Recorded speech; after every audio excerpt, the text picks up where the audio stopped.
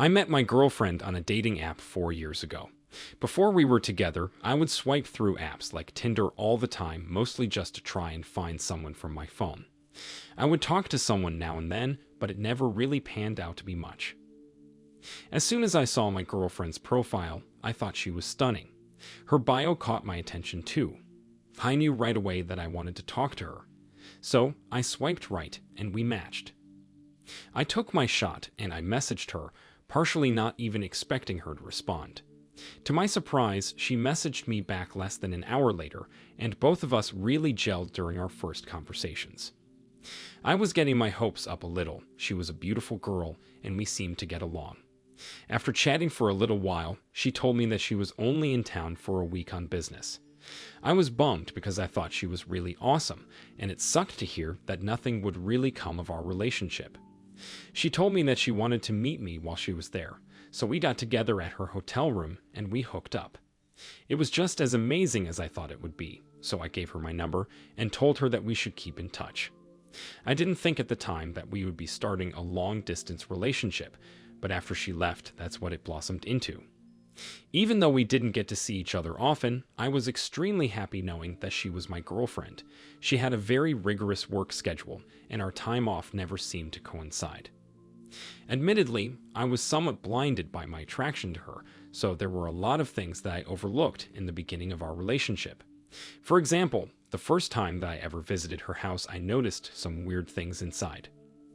There were 2 toothbrushes in the bathroom, which was a little strange considering she lived by herself. On top of that, there was a more masculine scented shaving cream under the sink as well. I asked her about the toothbrush, and she just told me that it was an old one that she hadn't thrown away. I believed her. I didn't really have any reason to think much else about it. I spent the rest of the weekend with her and ended up going back home, happier than ever. I genuinely liked her and I wanted to move in with her because I saw a future with us. Every time I would broach the subject, she would tell me that it was too soon in our relationship. The first time I asked it had been about a year. The second time we'd been together for 3 years. Personally, 3 years is not a short amount of time for me. It felt like it was the next step in our relationship to live together. We had been long distance that entire time because I was waiting to move in with her. I ended up just deciding to move closer to her regardless. If we couldn't live together, we could at least live in the same city. When I told her that I was moving, she acted like it was some surprise and told me that I shouldn't have done something like that for her. Her reaction kind of shocked me. I assumed she would be happy to have me closer to her. Even though I was living so close to her, I still only saw her occasionally. I understood that she was busy, but at the same time, I didn't quite get why we couldn't spend nights together at each other's apartments. After a few months of being closer, it started to click with me that something else might have been going on. I had read crazy outlandish stories about people who lived double lives and carried on affairs, having families in different states, etc. I didn't want to believe that could be what was happening there, but my mind started to do its own thing. I learned the truth all because of a dumb joke that I made. My girlfriend and I were out to dinner and we were having a good time. I asked her if she wanted to go back to her house after we finished eating, and she said no. Then I made a joke commenting on how she didn't want me to be there because of her husband and children. She got really silent for a moment and put her food down like she couldn't believe what I'd said. Then she said, "How long have you known?" I laughed for a moment, thinking she was making some deadpan joke back at me. After a couple of moments, I realized she was being serious. I asked for some clarity, and she explained everything. She wasn't happy to do it, but I was glad everything was finally in the open. She told me that she did in fact have a husband and a son. She didn't get along with her mother-in-law, so whenever her husband wanted to take their son to see her, she would reach out to me. That was the opportunity she had to be with me. Everything made sense when she told me. That's why she didn't want me to move to her city, much less move in with her. It was why she was only sporadically available to see me. Right away, I told her that I wasn't okay with what she was doing, and I told her that I was done with her. I also insinuated that I was going to tell her husband about everything. She wished me luck with that, and we both left the restaurant. When I got back to my house to try and look into her life to find out who her husband was, I realized she gave me a fake name. The entire time I was with her, she was pretending to be somebody that she wasn't. She carried on a full affair, using a fake name and everything, and I never noticed. I eventually gave up trying to figure out who she really was. I hadn't even thought about it for a few months. My friend back home messaged me out of the blue one day with a screenshot of a Tinder profile. It was my ex-girlfriend.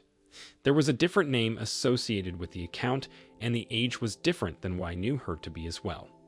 The pictures and bio were exactly the same. My friend recognized her from pictures that I had shown him and asked me if we were still together or if we'd broken up. He thought that she might have been trying to cheat on me, so he wanted to make sure everything was good.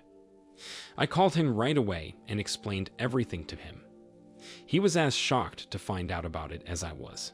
After that, we came up with a little bit of a plan to try and catch her. He ended up matching with her, and they started talking. It's kind of funny, but I ended up telling him a lot of the things to say that I knew would work on her. She pulled the same thing that she had with me, telling him that she was only in town for a certain amount of time and asked to meet up with him.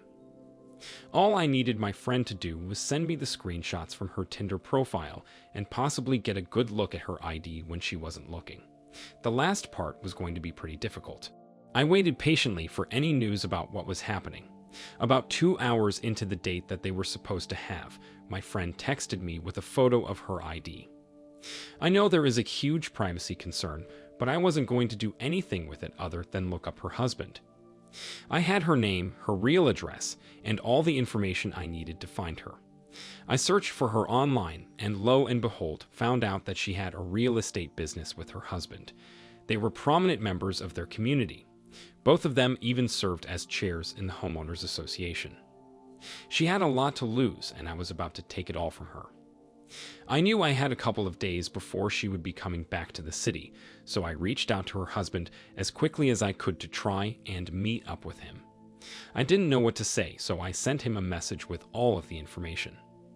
It was kind of unbelievable, and I didn't really even expect him to listen to everything I had to say. Thankfully, I had some evidence that I could attach in the form of our text message exchanges, as well as the Tinder profile and some pictures she and I had swapped over the years. It took a few hours, but he eventually responded and agreed to meet up with me. We met at a coffee shop the following morning, and he looked like he wanted to tear my head off of my body. I swore to him that I knew nothing about him or his family. I think after a few minutes he believed me. He even confessed that there were some signs that she was having an affair that he overlooked for the sake of his own family. Given the extent of how far she went, I think she proved herself to be completely untrustworthy. That was probably what really opened his eyes. I told him that he deserved better than her. She was clearly a monster for what she'd done. I could hardly wrap my mind around how selfish her actions were. I gave him everything I could to help him if he decided he wanted to pursue a divorce. I even told him that if he needed someone to talk to about it without judging him, I was there. Surprisingly, he actually took me up on that offer, and we chatted about it quite a bit while he was going through his divorce. Over everything they went through, it was clear that I wasn't even the first guy she had an affair with. It was some way for her to escape the responsibilities of motherhood and her business without consequence at the time. Unfortunately for her, it all backfired. After their divorce, their joint business went under. However, the husband was able to continue representing a lot of people from their neighborhood. Everybody knew what happened, and she was ostracized from most of the community. She ended up moving into a one-bedroom apartment and has an entry-level position at another firm in a different county. OP, I can't believe you went through something like this. This was just a crazy story from start to finish. Nobody would ever expect that somebody they're in a relationship with is living a double life like this, but it does happen. I can't blame you for not seeing the signs. It's especially hard to do it when you are blinded by your love for someone. I definitely think that her not wanting to move in with you was one of the first major red flags. Right away, I knew she was hiding something big when I read that. I think your plan with your friend was very smart. Getting her real name and being able to find her husband was exactly what you needed to do to right the situation. I'm glad he was able to talk to you about the things that he was going through after the fact. I can't even imagine what he was going through finding out all of this about his wife. I really wish you the best moving forward, and the same for her ex-husband. Now, let's move on to our next story. I met my wife in college and instantly knew that I wanted to be with her for the rest of my life. Aside from the usual stuff like thinking she was cute and fun to be around, she was incredible in bed. I know that sounds like the most shallow, worst reason to want to marry someone, but it was something else. She was everything that I ever wanted, and falling for her wasn't hard. She was actually the first one to say I love you in our relationship, and ever since then, we had been discussing marriage and starting a family together. Her sex drive has always been abnormal to me. Don't get me wrong, when I was younger and in college, I absolutely loved it. We would sleep together sometimes 5 times a day because she simply couldn't get enough. It only continued the longer we were together. Normally, you would expect something like that to slow down a bit as you settle into a relationship. It just never died with her. I know that a lot of our friends were envious of our relationship in that respect, but it was exhausting. It actually hit a point where I started to worry that there was something deeper going on. If we weren't having sex, she was thinking about it, she was texting me about it, it was constant. She ended up going to a therapist, and they told her that she had a hypersexual disorder, which if you don't know what that means, it's what people use to call nymphomania. It honestly explained so much about her libido, and finally hearing that from a professional rationalized a lot of the more negative feelings I had about it. The therapist told her that for the most part, it was manageable, though it could sometimes lead to sexual addictions.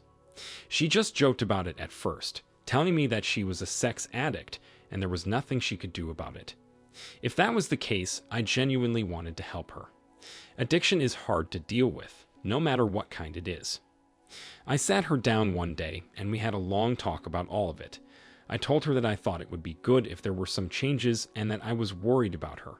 In the end, we decided that we wouldn't sleep together for a week, and we would see how she was doing at the end of it. She had a hard time during the week. I think it confirmed a lot of the suspicions that I had that her actions were bordering on an addiction. But from what I could tell, she ended up getting through it. At the end of the week, she was just excited to be with me. She was in therapy around the same time, so I knew I wasn't trying to control her behavior or anything. On top of therapy, I helped to orchestrate somewhat of a schedule for having sex. That way we could make sure it wasn't something she was constantly getting to help discourage the addictive behavior. Everything was going well for about 3 months. I thought that she was recovering from everything, and it felt like we were in a good place with our relationship. While she was at therapy one day, I was doing a little bit of work around the house, and I heard some notifications going off on her computer. She normally didn't leave it on, so it was a little weird, but I didn't think much of it. The notifications just kept going off though. After about 10 minutes of that, I was getting annoyed, so I went to shut her laptop so I wouldn't hear the noise anymore. While I was looking at her screen, I caught a glimpse of the messages. They were Discord messages in an NSFW Discord channel that were all extremely sexual. She posted a picture in one of the channels, and all of the notifications I heard were pings being sent to her. When I looked at the picture, my heart broke into a million pieces. It was an explicit picture of her giving head to another guy.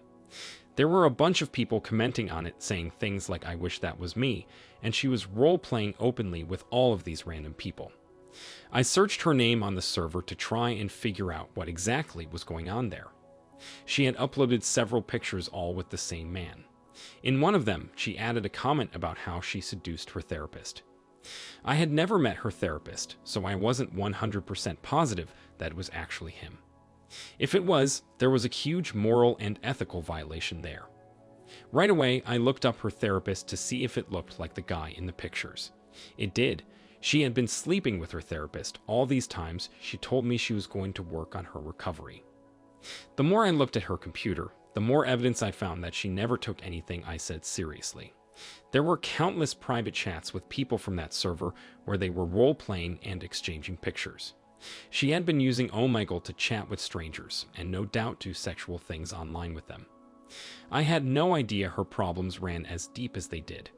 I didn't know if these chats and messages started before I talked to her about her possible addiction or after. Regardless, it was unacceptable. There was so much for me to go through that I must have been sitting at her desk for hours. She actually came home while I was looking. She found me in front of her computer and saw what I was looking at. I told her that I wanted her out, and there was nothing she could do to sway my mind about that. She just tried to blame her actions on her hypersexual disorder. I thought it was complete bull. I kicked her out of the house for the night and immediately started trying to figure out what to do about her therapist. I looked over a credit card statement to see if he was still being paid by us. As it turned out, he was. The man went to school for many years to be a therapist and was dumb enough to sleep with a patient while still being paid by them. If he had any brains, he would have at least terminated her as a client first. It wasn't clear if I would have any grounds to sue him because he was sleeping with my wife, but I could at least get his practice closed down after filing a complaint. So of course I did that. I reported him to all of the proper channels that I found online. I also called the office and spoke to one of the management staff about it. On top of all of that, he was married. I was certain that after losing his practice and potentially his license, his wife would find out about what he did and hopefully she would leave him. As for my wife, I didn't care if she still needed help with her recovery at that point. She made a conscious decision to cheat on me and undermine our vows, so I had no choice but to leave her. Genuinely, I hope she gets help. She is somebody that I've had a lot of love for, and I don't want to see her hurting in any way. But I can't be a part of her life if that's how she's going to behave. We finalized the divorce, and I ended up selling the house that we lived in because I couldn't stand knowing that something could have happened there that I didn't know about. OP, I'm so sorry you had to go through all of this. Sex addiction isn't something that a lot of people talk about, but it is something that has destroyed families in the past. That behavior can get compulsive for people, and it's hard to turn that switch off. That being said, it's never okay to cheat on your spouse because of it. It seems like you did everything you could have to try and help her when you realized there was something going on. It's hard to say for certain, but it sounds like she really didn't want to change. It's impossible to get better with things like this if the affected person isn't willing to put in the effort. The fact that her therapist was sleeping with her is absolutely abhorrent. That is a major violation of trust, and it is exceptionally unethical. It's a good thing that you reported them to make sure they would be taken care of properly. Your wife might not have even been the first person they crossed that boundary with. I know everything that you went through was probably a lot to process, but whenever you are ready to move on with your life, I really hope you are able to move past this and find someone else who can make you happy. Thank you all for taking the time to listen to today's stories. If you enjoyed listening, please feel free to like and subscribe if you haven't already. Also, comment below with your thoughts on what happened. If there is a story you would like to share with me about your own situation or someone else's, then please do not hesitate to contact me. Take care.